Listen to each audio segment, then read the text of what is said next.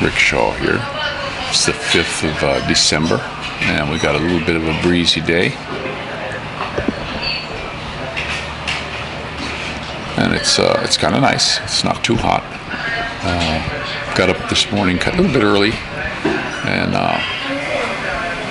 went and did my walk, and I stayed out a little bit later than normal, so I was up when the skies were blue, and there was flocks of these birds all heading. I mean, if you look at the compass, I believe west would be 270. These birds were headed at about 260, and all of them, as they came in groups for about 20 minutes, they came in groups, and they were all doing that exact same angle, headed somewhere. I don't know where these birds were headed, but I thought that was kind of neat. Hi, handsome. Say hello. You my beautiful baby boy? Can I hear you, glasses? No, not right now. Go ahead, let me finish the video. So I was watching them. Nice birds, pretty nice birds. The other thing I was watching too, there was and it kind of caught me funny, unless there's a hole inside of this house, but there's a house that's been sitting empty over there for quite a while, over by the water tower. And I go over there to get signal. If I upload a video, I can't upload it here. I got to go stand over by the water tower to get signal.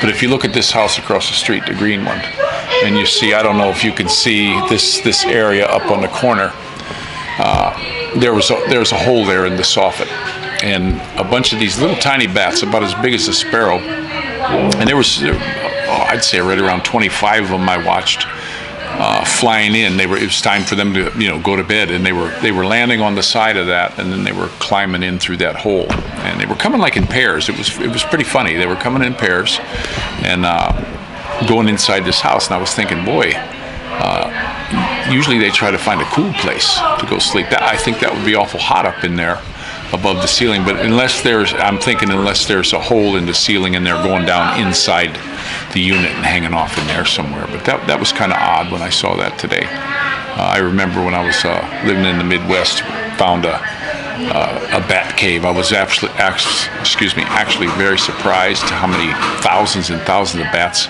I saw them flying out one evening, and I said, where the heck's this cave?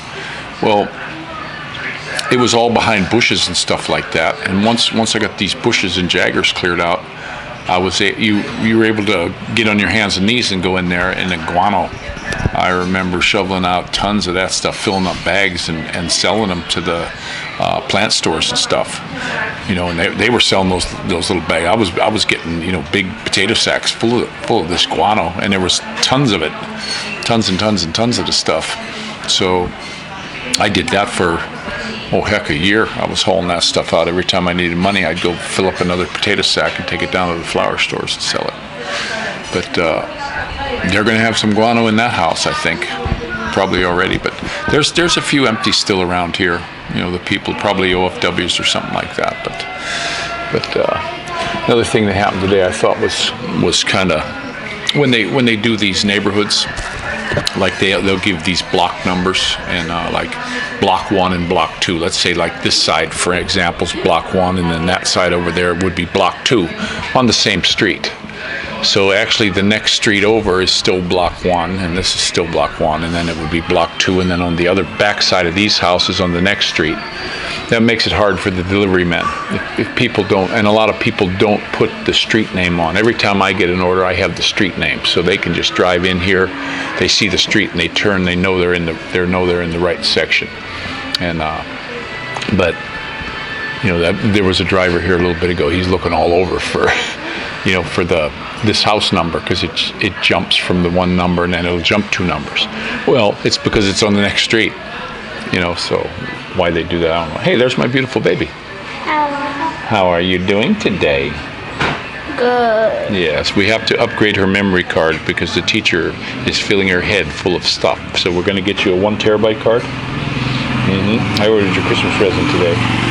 Huh? Yeah. 2 of them? No, you got one I ordered yesterday, and then I ordered another one today, but you won't know what it is until you open it, so it's going to drive you buggy, huh? My little sweetheart.